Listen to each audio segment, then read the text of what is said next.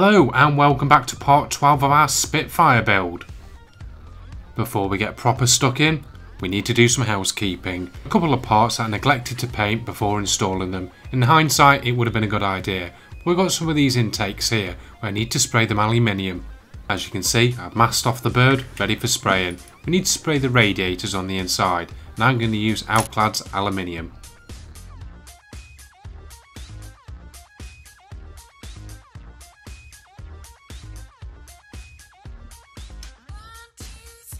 I know, you probably wouldn't see it unless you were really close up, but I knew it was wrong, so I had to do it. Anyway, it's all looking good now and we can move on.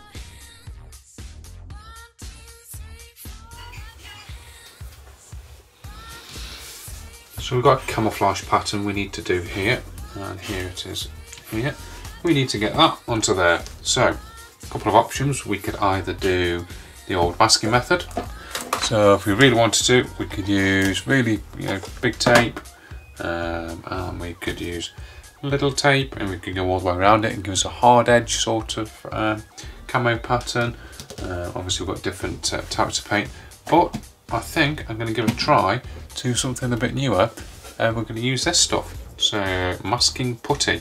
I have never used this before. This is what it looks like, and it's like, it's pretty hard stuff. And what we need to do is try and get it out first of all. So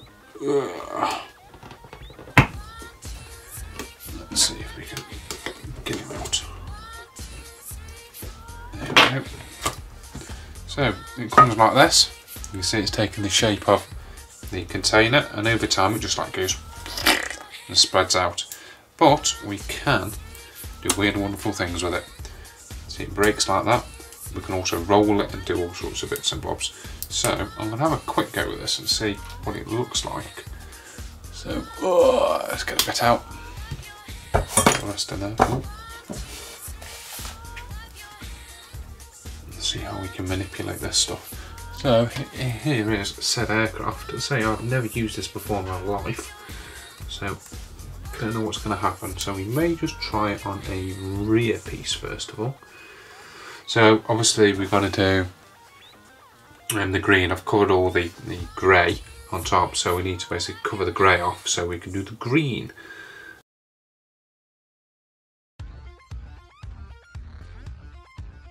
As I mentioned, it's my first time using this stuff, so there's going to be a bit of practice, trial and error.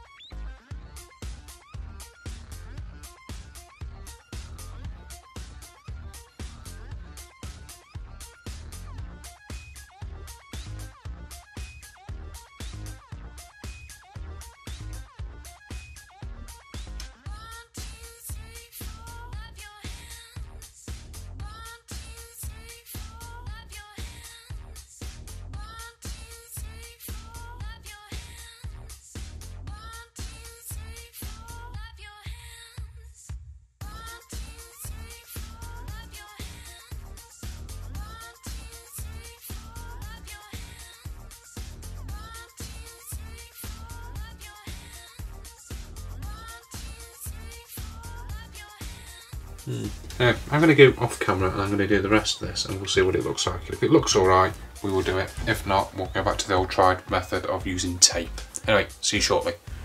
Well, as you can see, the masking putty wasn't really working for me. After trying it for a bit of a while, I decided that it was going to give me too much of a soft edge when spraying.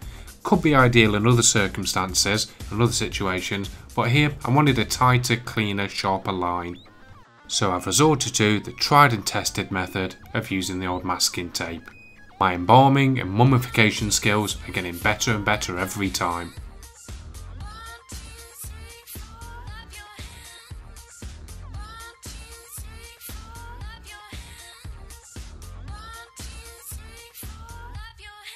Again, I'm turning to MRP for the paints with this dark green.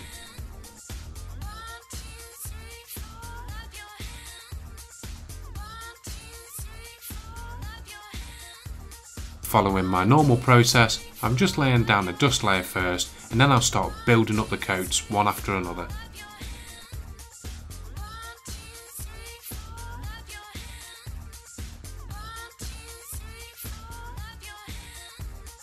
get used to this MRP paint now. It is quite thin and the pigment in it is quite small, but it builds up layers really nicely, and even if you flood an area slightly, it's still recoverable and it just sets down nicely. It really is well recommended.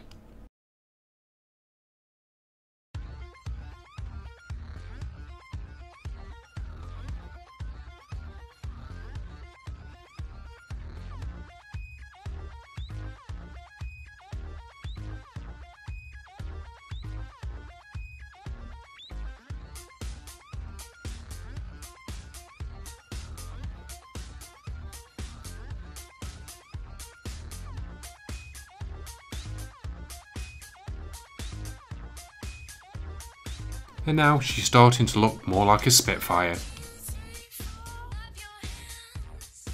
The paint dries really quickly as well, so it won't be too long before we can get the masking tape off.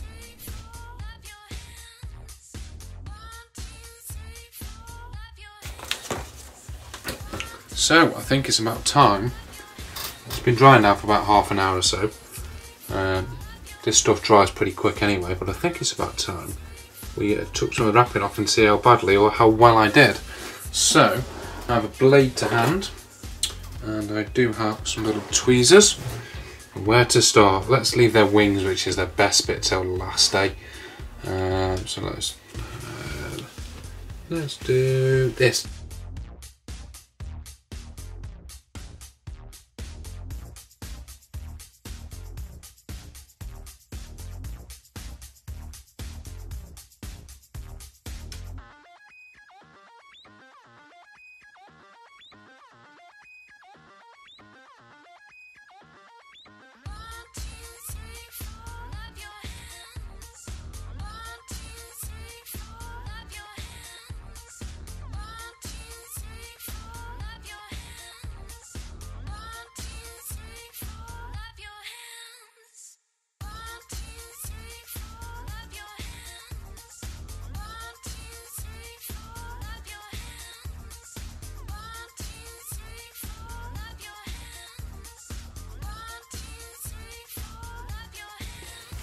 That is essentially how we're looking. I don't think that's come out too bad at all, really. It could have been worse. See, there's a little bit here, but we should be able to tidy that up freehand. Just looking for any other areas. I may have just dinked it a little bit there. I don't know if you can see. I'll try and just zoom in a bit. There. That's not too bad either. Front, yeah, just a little bit down there, so we need to take care of down here, down there, just with the fine airbrush. Well, I've taken the canopies off now and we can see this bit here, which I knew about. We're going to need to paint and airbrush separately, but it was easier to get the canopy on there and not spray the cockpit in green. Also, the lights on either end, I've unpeeled those and they're still looking good. Essentially, we've just got a bit of touch-up work to do with the airbrush.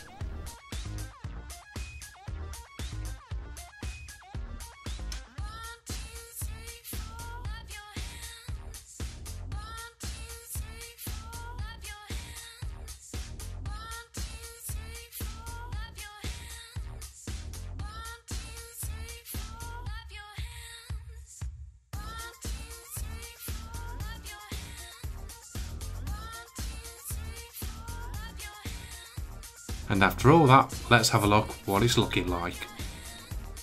It's coming along quite nicely now. There's just a few little pieces we need to take care of.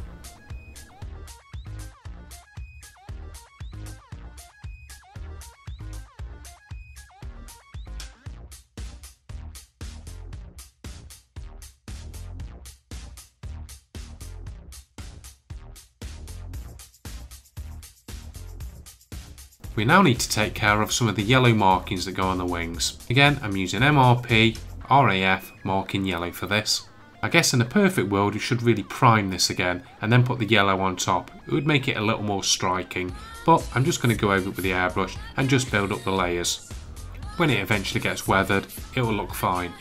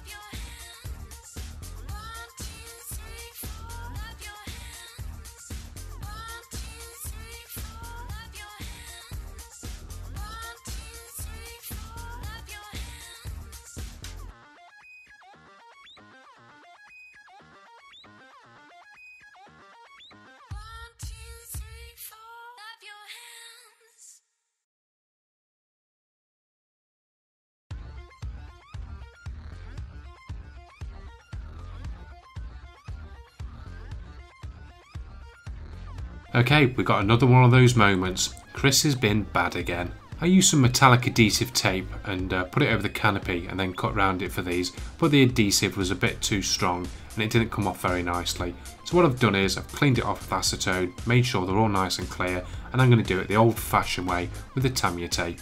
I've thrown caution to the wind and I've broken out a new razor blade for the knife. I'm just gently cutting through the Tamiya tape here, not putting down too much pressure. It shouldn't leave a mark underneath once painted.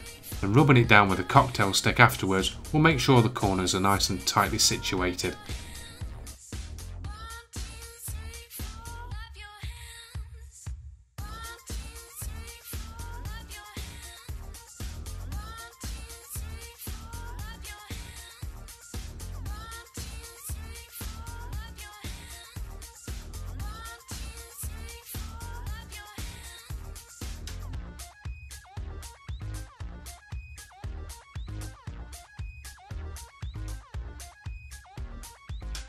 Now hopefully, if everything's gone to plan, these should just peel off, leaving us the nice outline where we're going to paint.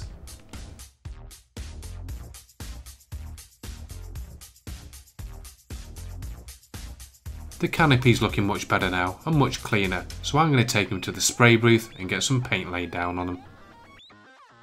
By the magic of TV, we return. Let's see if they're any better.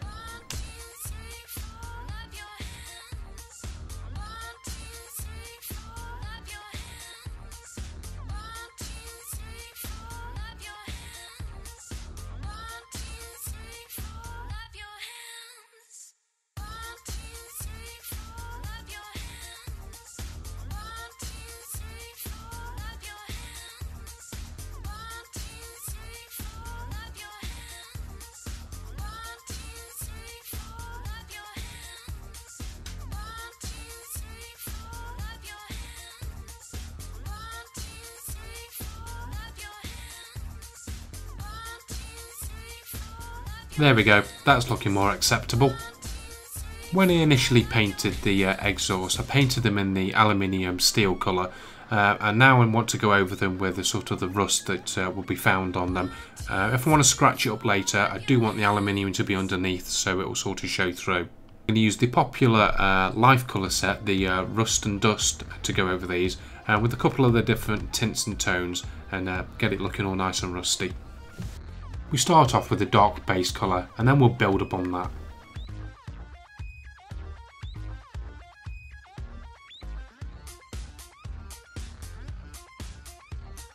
I'm just using a bit of sponge here that I've cut to a wedge shape.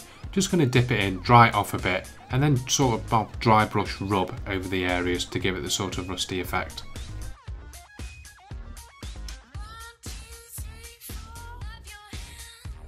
I'm no weathering expert, but I do plan to have a proper dabble with it later on.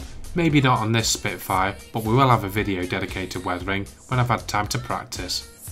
Thus far, this is what we've got. I don't think they're looking too shabby thus far. Final touch I want to add to these is just some really dark grey black on the inside of the exhaust and around the tips where I'd expect carbon to build up.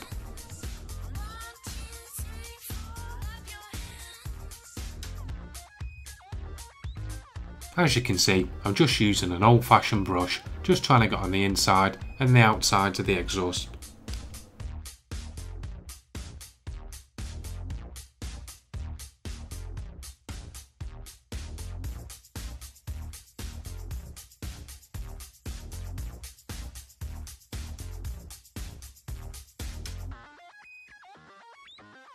Now that they've had their basic painting, we need to get them installed.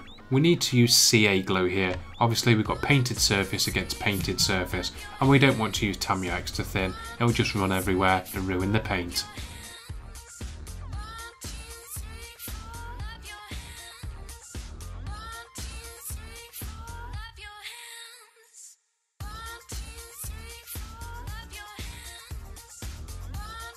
And the final piece for this is to install the engine cowling. Again, we're going to use CA glue to do this because we don't want to mess up the paintwork.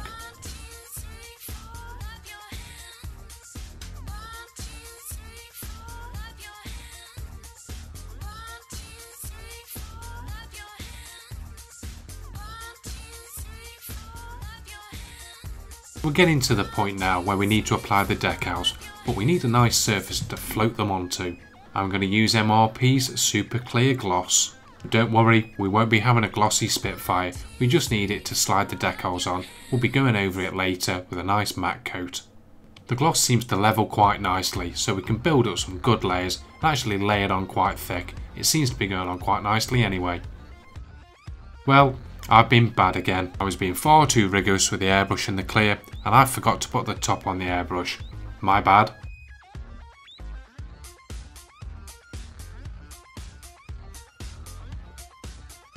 So, after a few choice words, the air was blue. However, I did manage to pull most of it off there, and now I'm just using the airbrush with air only and trying to spread it out before it starts leaving marks.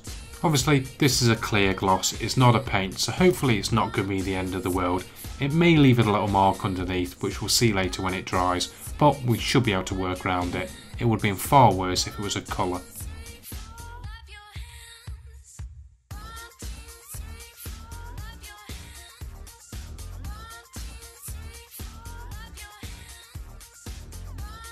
And here we have a damage report. It looks worse than it actually is in person. Anyway, join me next time for the next part of the Spitfire build.